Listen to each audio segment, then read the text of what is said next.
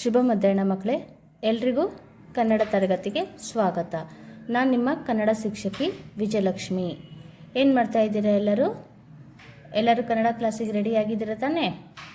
ಸರಿ, ಎಲ್ಲರೂ ನಿಮ್ಮ ಕನ್ನಡ ಪಠ್ಯಪುಸ್ತಕವನ್ನು ತೆಗೆಯಿರಿ. ಕನ್ನಡ ಪಠ್ಯಪುಸ್ತಕವನ್ನು ತೆಗೆಯಿರಿ. ಈ ದಿನ ನಾನು ನಿಮಗೆ ಏನು ಹೇಳ್ತೀನಿ, ಮೊನ್ನೆ ಪದ್ಯ ಹೇಳಿದ್ನಲ್ಲ, ಓದಲಿಕ್ಕೆ ನಿಮಗೆ ಎಲ್ಲರೂ ಓದೋದು ಕಲ್ತಿದ್ದೀರಿ ಅಂತ ಅನ್ಕೊತೀನಿ. ಈ ದಿನ ನಾನು ಆ ಪದ್ಯವನ್ನು ಅರ್ಥವನ್ನು ನಿಮಗೆ ತಿಳಿಸ್ಕೊಡ್ತೀನಿ. ಓಕೆ, ಪದ್ಯದ ಹೆಸರೇನು? ಹಳ್ಳಿಯ ದಾರಿಯ ಬದಿಯಲಿ. ಪದ್ಯ 4, ಹಳ್ಳಿಯ ದಾರಿಯ ಬದಿಯಲಿ. ಈಗ ಎಲ್ಲರೂ ಪೇಜ್ ನಂಬರ್ 31 ತೆಗೆಯಿರಿ. ನಾನು ಹೇಳ್ತಾ ಹೋಗ್ತೀನಿ, ಅಕ್ಷರಗಳ ಮೇಲೆ ನಿಮ್ಮ ಬೆರಳಿಡ್ತಾ ಹೋಗಿ, ಹಾಗೆ ಅಕ್ಷರಗಳನ್ನು ಗಮನವಿಟ್ಟು ನೋಡಿ. ಗೊತ್ತಾಯ್ತಾ ಮಕ್ಕಳೇ? ಇದರ ಅರ್ಥವನ್ನು ಸಹ ನಾನು ಇವತ್ತು ನಿಮಗೆ ಹೇಳ್ತೀನಿ. ಶುರು ಮಾಡೋಣ. ಎಲ್ಲರೂ ಪಠ್ಯಪುಸ್ತಕವನ್ನು ತೆಗೆದಿದ್ದೀರಾ? ಪಾಲಕರನ್ನ ಸಹಿತ ನಿಮ್ಮ ಪಕ್ಕಕ್ಕೆ ಕರ್ಕೊಂಡು ಕೂತ್ಕೊಳ್ಳಿ. ಓಕೆ, ಸರಿ. ಹಳ್ಳಿಯ ದಾರಿಯ ಬದಿಯಲ್ಲಿ ಒಂದು ಮಾವಿನ ಮರವಿತ್ತು, ಹಲವು ಕೊಂಬೆಗಳನ್ನು ಚಾಚಿ ತನ್ನೆಳಲನ್ನು ಹರಡಿತ್ತು. ಹಕ್ಕಿ ಪಕ್ಷಿಗಳು ಗೂಡನ್ನು ಕಟ್ಟಿದೆ, ಮರಿಗಳ ಚಿಲಪಿಲಿ ಹಾಡಿತ್ತು. ಎಲೆಗಳ ಜೊತೆಗೆ ಕಾಯ ತೂಗಿ ಬಾಯಲ್ಲಿ ನೀರನ್ನು ತಂದಿತ್ತು.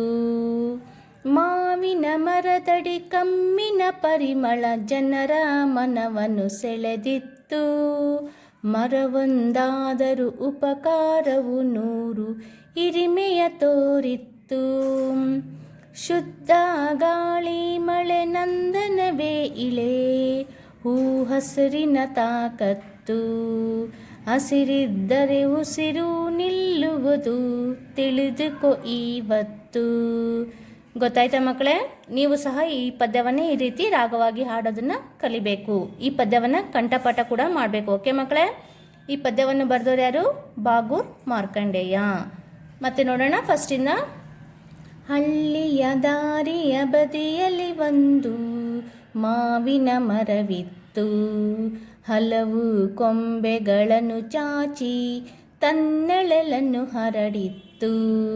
ಅಂದರೆ ಹಳ್ಳಿಯ ದಾರಿಯ ಬದಿಯಲ್ಲಿ ಒಂದು ಮಾವಿನ ಮರವಿತ್ತು. ಹಳ್ಳಿ ದಾರಿ ಅಂದರೆ ಈಗ ಹೋಗ್ತಾ ಇದ್ದಲ್ಲ, ಒಂದು ದಾರಿ ಇರುತ್ತಲ್ಲ, ದಾರಿಯ ಬದಿಯಲ್ಲಿ ಅಂದರೆ ಪಕ್ಕಕ್ಕೆ. ದಾರಿಯ ಬದಿಯಲ್ಲಿ ಒಂದು ಮಾವಿನ ಮರವಿತ್ತು. ಮಾವಿನ ಮರ ಅಂದರೆ ಯಾವುದು? Mango tree. ಹಲವು ಕೊಂಬೆಗಳನ್ನು ಚಾಚಿ, ಇಲ್ಲಿದೆ ನೋಡಿ ಕೊಂಬೆಗಳಿದಾವಿಲ್ಲ, ಈ ಥರ ಹಲವು ಕೊಂಬೆಗಳನ್ನು ಚಾಚಿ ತನ್ನೆಳಲನ್ನು ಅಂದ್ರೇನು? ತಂಪಾದ ನೆರಳು. ತನ್ನೆಳಲನ್ನು ಅಂದ್ರೇನು? ತಂಪಾದ ನೆರಳನ್ನು ಹರಡಿತ್ತು. ಅಂದರೆ ಮಾವಿನ ಮರದ ಕೆಳಗಡೆ ಏನಿತ್ತು? ತಂಪಾದ ನೆರಳಿತ್ತು. ದೊಡ್ಡ ರೆಂಬೆ ಕೊಂಬೆಗಳು ಇತ್ತು ಮರದಲ್ಲಿ, ಹಾಗಾಗಿ ಮರದ ಕೆಳಗಡೆ ಏನಿತ್ತು? ತಂಪಾದ ನೆರಳಿತ್ತು.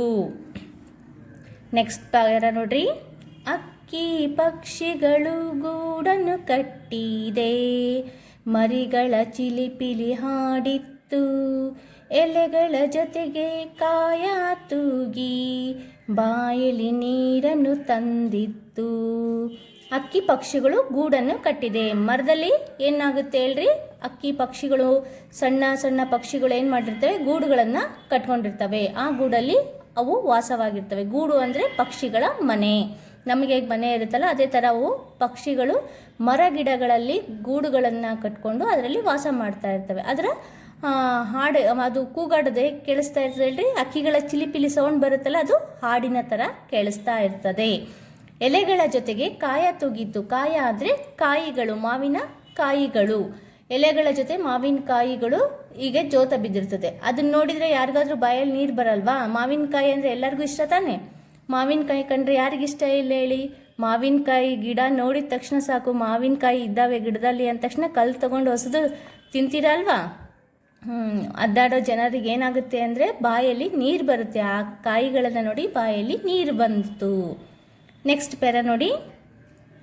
ಮಾವಿನ ಮರದಡಿ ಕಮ್ಮಿನ ಪರಿಮಳ ಜನರ ಮನವನ್ನು ಸೆಳೆದಿತ್ತು. ಮರವೊಂದಾದರೂ ಉಪಕಾರವು ನೂರು ಹಿರಿಮೆಯ ತೋರಿತ್ತು. ಮಾವಿನ ಮರದಡಿ ಕಮ್ಮಿನ ಪರಿಮಳ. ಕಮ್ಮು ಅಂದ್ರೇನು, ಒಂಥರ ಸುಗಂಧವಾದ ವಾಸನೆ, ಸೆಂಟೆಡ್ ವಾಸನೆ ಬರ್ತದಲ್ಲ, ಆ ಥರ ಸ್ಮೆಲ್. ಅದು ಮಾವಿನ ಗಿಡದ ಫ್ಲೇವರ್, ಮಾವಿನ ಹಣ್ಣಿಂದು ಮಾವಿನಕಾಯಿದು ವಾಸನೆ ಫ್ಲೇವರ್ ಬರುತ್ತಲ್ಲ, ಅದ್ರ ಪರಿಮಳ, ಅದ್ರ ಸುವಾಸನೆ ಏನಾಗಿತ್ತು, ಜನರ ಮನವನ್ನು ಸೆಳೆದಿತ್ತು. ಅದ್ರ ಪಕ್ಕಕ್ಕೆ ಯಾರಾದರೂ ಹೋದರೆ ಸಾಕು, ಆ ಮಾವಿನ ವಾಸನೆ ಬರೋದ್ರಿಂದ ಏನಾಗ್ತಿತ್ತು, ಮಾವಿನ ಗಿಡ ಅದಪ್ಪ ಇಲ್ಲಿ ಅಂತೇಳಿ ಒಂಥರ ಸ್ಮೆಲ್ ಬರುತ್ತೆ, ಖುಷಿಯಾಗುತ್ತಿಲ್ಲ ಜನರಿಗೆ. ಅಂದರೆ ಮನವನ್ನು ಸೆಳೆದಿತ್ತು, ಆ ಕಡೆ ಹೋಗಬೇಕು, ನಾವು ಮಾವಿನಕಾಯಿ ತಿನ್ನಬೇಕು ಅಂತ ಆಸೆ ಆಗುತ್ತೆ ಜನಗಳಿಗೆ. ಮರ ಒಂದಾದರೂ ಉಪಕಾರವು ನೂರು. ಮಾವಿನ ಮರ ಒಂದೇ, ಅದೇನು ಕೊಡುತ್ತೆ, ಮಾವಿನಕಾಯಿ ಕೊಡುತ್ತೆ. ಕಾಯಿಯಿಂದ ನಾವೇನು ಮಾಡ್ಕೊತೀವಿ, ಉಪ್ಪಿನಕಾಯಿ ಮಾಡ್ಕೊತೀವಿ, ಚಟ್ನಿ ಮಾಡ್ಕೊತೀವಿ, ಮಾವಿನಕಾಯಿ ಚಿತ್ರಾನ್ನ ಮಾಡ್ಕೊತೀವಿ, ಹೌದಿಲ್ಲ. ಆಮೇಲೆ ಅದೇ ಮಾವಿನ ಕಾಯಿಗಳು ಹಣ್ಣಾದರೆ ಏನಾಗುತ್ತೆ, ಅವಾಗಂತೂ ನಿಮಗೆಲ್ಲ ತುಂಬಾ ಇಷ್ಟ. ಮಾವಿನ ಹಣ್ಣು ಸೀಕರಣೆ ಮಾಡ್ಕೊಂಡು ಕುಡಿತೀರಿ ತಾನೆ, ಮಾವಿನ ಹಣ್ಣು ತಿಂತೀರಿ, ಸೀಕರಣೆ ಕುಡಿತೀರಿ.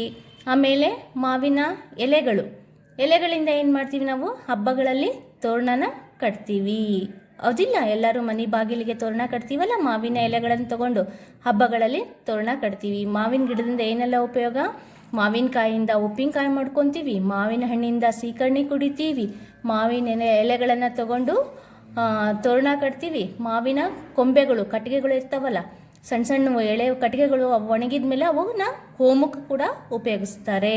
ಆಮೇಲೆ ಮಾವಿನ ಕಟ್ಟಿಗೆಗಳನ್ನು ಕೂಡ ಒಲಿಗೆ ಅಥವಾ ಯಾವುದಾದ್ರೂ ಸಾಮಾನುಗಳು ಮಾಡೋದಕ್ಕೆ ಕಟ್ಟಿಗೆಗಳು ಸಹ ಉಪಯೋಗಿಸ್ತಾರೆ. ಗೊತ್ತಾಯ್ತಾ ಮಕ್ಕಳೇ? ಮಾವಿನ ಮರ ಒಂದು, ಆದರೆ ಅದರ ಉಪಯೋಗಗಳು 100 ಅಂತ ಹೇಳ್ತಾರೆ. ಶುದ್ಧ ಗಾಳಿ ಮಳೆ ನಂದನವೇ ಇಳೆ, ಹೂ ಹಸಿರಿನ ತಾಕತ್ತು, ಹಸಿರಿದ್ದರೆ ಉಸಿರು ನಿಲ್ಲುವುದು, ತಿಳಿದುಕೋ ಇವತ್ತು. ಯಾವುದೇ ಗಿಡ ನಾವು ಬೆಳೆಸಿದ್ವಿ ಅಂದರೆ ಮನೆ ಹತ್ರ ಅಥವಾ ಊರಲ್ಲಿ ಶುದ್ಧವಾದ ಗಾಳಿ ಇರುತ್ತೆ, ಮಳೆ ಗಾಳಿ ಎಲ್ಲ ಚೆನ್ನಾಗಾಗುತ್ತೆ. ಮಳೆ ಚೆನ್ನಾಗಿ ಬಂತಂದರೆ ಭೂಮಿಯೇ ನಂದನ ಅಂತಂದ್ರೇನು, ಒಂದು ಸುಂದರವಾದ ತೋಟ, ಭೂಮಿನೇ ಒಂದು ಸುಂದರವಾದ ತೋಟ ಆದಂಗೆ ಆಗುತ್ತೆ ಅಂತ ಹೇಳ್ತಾರೆ. ಹೂ ಹಸಿರಿನ ತಾಕತ್ತು, ಮಳೆ ಇದ್ದರೆ ಏನಾಗುತ್ತೆ, ಗಿಡ ಮರಗಳು ಚೆನ್ನಾಗಿ ಬೆಳೀತವೆ, ಹೌದಿಲ್ಲ. ಆಮೇಲೆ ಹಸಿರಿದ್ದರೆ ನಮ್ಮ ಉಸಿರು, ನಮಗೇನು ಗಿಡ ಮರಗಳಿಂದ ಏನು ಸಿಗುತ್ತೆ, ನಮಗೆ ಆಕ್ಸಿಜನ್, ಗಾಳಿ ಬರುತ್ತಲ್ಲ ಅದು ಆಕ್ಸಿಜನ್ನು. ಆ ಆಕ್ಸಿಜನ್ನಿಂದ ನಾವೇನು ಮಾಡ್ತೀವಿ, ಚೆನ್ನಾಗಿ ಆರೋಗ್ಯವಾಗಿ ಇರ್ತೀವಿ. ಊರಲ್ಲಿ ಗಿಡ ಮರಗಳು ಜಾಸ್ತಿ ಇದ್ದರೆ ವಾತಾವರಣ ತುಂಬ ಚೆನ್ನಾಗಿರುತ್ತೆ, ಕಲುಷಿತವಾಗಿರೋದಿಲ್ಲ. ಬರೀ ಗಾಡಿಗಳಿಂದ ಬರೋ ಕಾರ್ಬನ್ ಡೈಆಕ್ಸೈಡು ನಾವು ತಗೊಂಡು ಏನಾಗುತ್ತೆ, ನಮ್ಮ ಶ್ವಾಸಕೋಶ ಹಾಳಾಗುತ್ತೆ. ಅದಕ್ಕೆ ಏನು ಮಾಡಬೇಕು, ಗಿಡ ಮರಗಳನ್ನು ಜಾಸ್ತಿ ತಗೋಬೇಕು.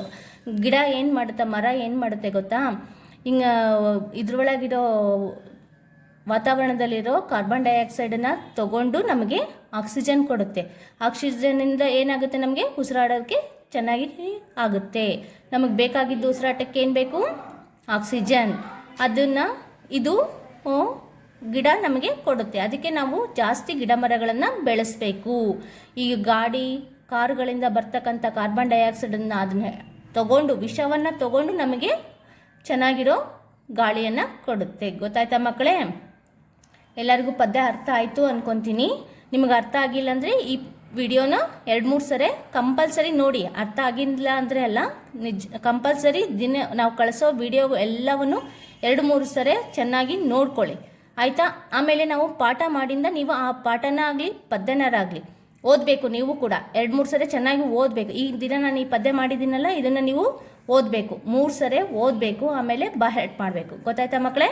ಈ ದಿನ ಮನೆ ಕೆಲಸ ಏನು, ಹೋಮ್ವರ್ಕ್, ಓದಿ ತಿಳಿಯಿರಿ. ಇಲ್ಲಿ ಶಬ್ದಗಳಿದಾವಲ್ಲ, ಇವನ್ನ 2 ಟೈಮ್ಸ್ ಬರೀಬೇಕು. ಮತ್ತು ನಾನು ಇನ್ನೊಂದಿಷ್ಟು ಶಬ್ದಗಳನ್ನು ಫೋಟೋ ಕಾಪಿ ಕಳಿಸ್ತೀನಿ, ಅದನ್ನು ಕೂಡ ಬರೀಬೇಕು. ಎರಡನ್ನೂ 2 ಟೈಮ್ಸ್ ಬರೆದು ನನಗೆ ಕಳಿಸ್ಬೇಕು. ಬದಿ, ಪಕ್ಕ, ತನ್ನೆರಳು, ತಂಪಾದ ನೆರಳು, ಕಮ್ಮಿನ, ಸುಗಂಧ, ಪರಿಮಳ, ಸುವಾಸನೆ, ಉಸಿರು, ಪ್ರಾಣ. ಉಸಿರು ಅಂದ್ರೇನು, ಪ್ರಾಣ, ನಮ್ಮ ಜೀವ. ಉಸಿರು ಹೇಗಿರುತ್ತೆ ಅಂದರೆ ನಾವು ದೇಹದೊಳಕ್ಕೆ ತೆಗೆದುಕೊಳ್ಳುವ ಹಾಗೂ ಹೊರಗೆ ಬಿಡುವ ಗಾಳಿ. ಉಸಿರಾಡ್ತೀವಲ್ಲ ನಾವು, ಒಳಗೆ ತಗೊಂಡು ಹೊರಗೆ ಬಿಡ್ತೀವಲ್ಲ, ಅದಕ್ಕೆ ಏನಂತ ಕರೀತಾರೆ, ಉಸಿರು ಅಂತ ಕರೀತಾರೆ. ಭೂಮಿ.